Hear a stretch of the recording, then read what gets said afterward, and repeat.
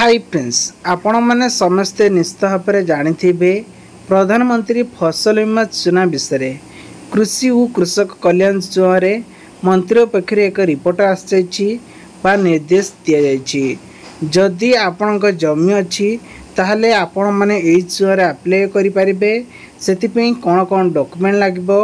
आउ एथिरे बीमार प्रीमियम केते आपन को देबाक पड़िबो आ आपन जमी रे जो लॉस हेले केते टंका सरकार तरफ मिलिबो संपूर्ण डिटेल्स आपण मन को कहबी पंजीकरण करिया पई आपण केमिति करि परिबे ता डिटेल्स आपण मन को कहबी ता पूर्व कहि रखुची चैनल को ना करे आस्तिले चैनल को सब्सक्राइब कर रखंतु पाखर स्थ बेल आइकन से ऑल बटन प्रेस करंतु। दर्शक बंधु आपण माने जानिथिबे एग्रीकल्चर ऑफिस तरफ एक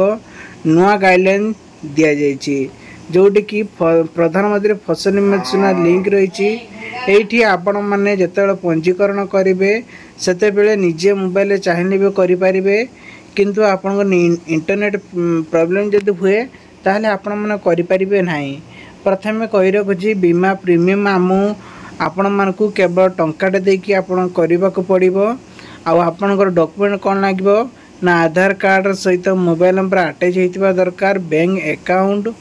विथ आपणकर जमीन पट्टा राशन कार्ड ये सब दरकार होता है जहाँफल कि जितेबाला भी आपणकर भेरीफाई हम मोबाइल नंबर को ओटीपी साहाय्य जीव तेबे आशा करुँचे भिडियोटी आपन बहुत सारा हेल्पिंग होती भिडियो भल लगे भिडियो लाइक करेंगे आप सांगसाथी मानक शेयर करेंगे। आउ गोटे कथा कही रखुची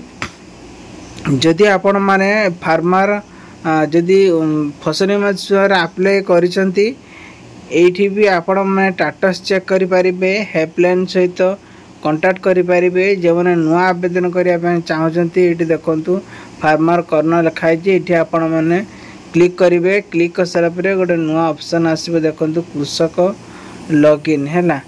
एठी आपण कृषक लॉगिन आईडी गोटे देबा को पड़ियो कैप्चा आईडी के दे सला परे एठी देखंतु IVCB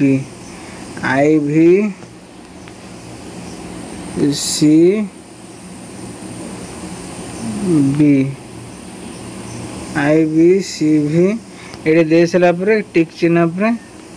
क्लिक करना।